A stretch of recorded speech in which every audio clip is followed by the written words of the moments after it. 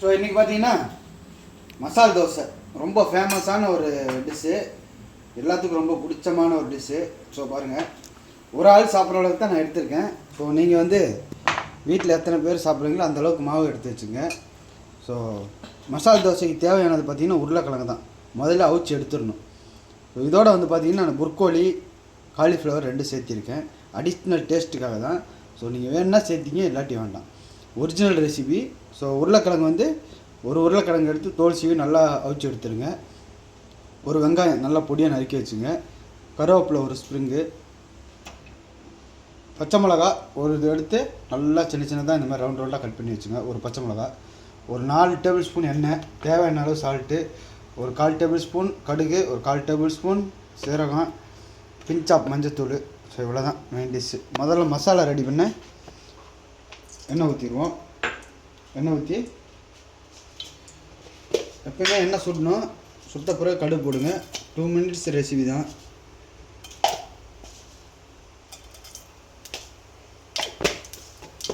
So கடுகு வெடிச்சோன்னே சீரகம் வெடிச்சோன்னே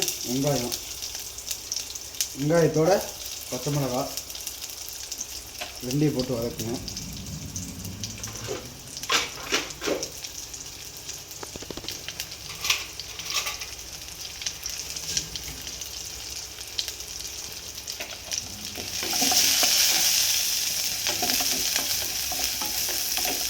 golden brown வர வரைக்கும் வதக்காம, ஏன்னா இது பச்சையாக இருந்தாலே ஓகே தான். கொஞ்சம் லைட்டாக வதங்கணும்.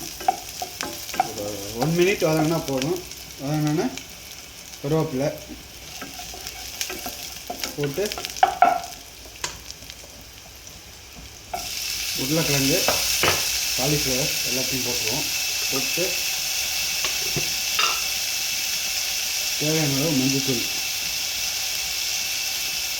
ஏன்னா இப்போ தான் மசால் தோசை நிறைய வெரைட்டி இருக்குது. ஆனால் இது வந்து மசாலா வெறும் கிழங்கு மசாலா செய்வாங்க, அதுதான். இப்போ தேவையான அளவு சால்ட்டு போட்டு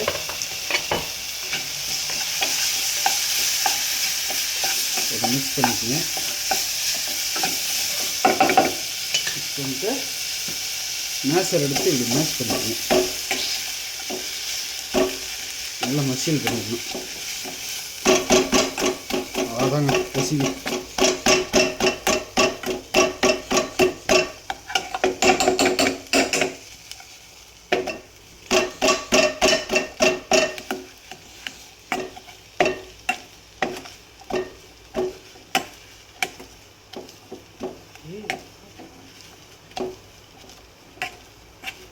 இந்த மாதிரி மசியல் பண்ணிடணும். பார்த்தீங்கனாலே தெரியும்.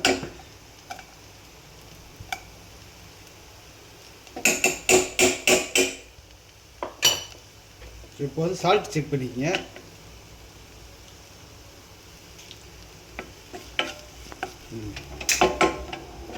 அப்படியே எடுத்து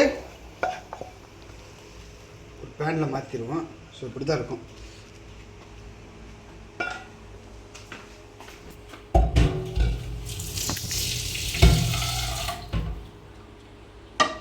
ஸோ முதல்ல தோசைக்கல்லை சூடு பண்ணிடுவோம். சூடு பண்ணிட்டு எண்ணெயை லைட்டாக தெளிச்சிடுவோம். தெளிச்சிட்டு தண்ணி தெளிக்கும் போது கையை தூரமாக வச்சுங்க, வெடிக்கும்.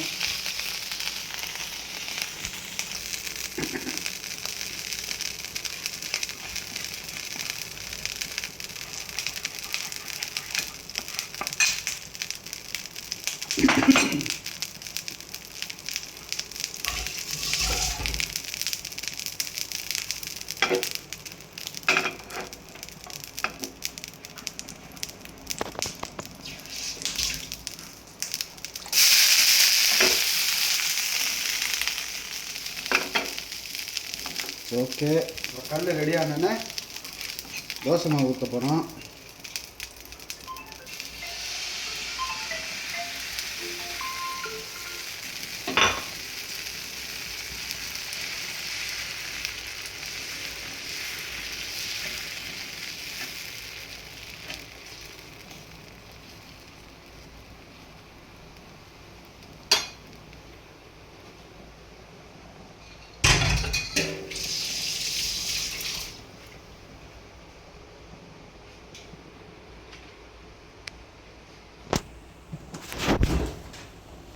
சீக்ரெட்னா பட்டர் இருந்தால் எடுத்து அப்படியே மேலே தடவிடுங்க. ஸோ நான் ஏன் பட்டர் தடவுறேன்னு பார்த்தீங்கன்னா, குழந்தைங்க சாப்பிட்றதுனால. நீங்கள் நெய் இருந்தாலும் தடவலாம். ஸோ இப்போ இந்த மசாலா வந்து வைப்போம். ஸோ நான் ரோல் பண்ண போகிறேன். நீங்கள் வந்து ஸ்ப்ரெட் பண்ணுறதுனால ஸ்ப்ரெட் பண்ணலாம். ஸோ இந்த மாதிரி அளவான மசாலா வச்சுட்டு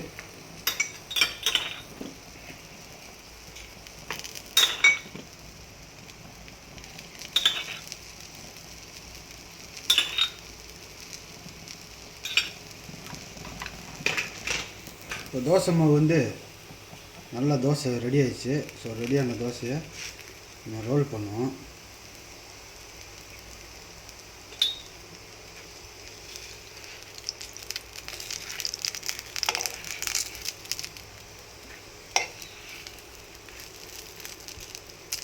ஸோ இப்போ இது மேலே நெய் அடிச்சுன்னா லைட்டாக தடவுங்க.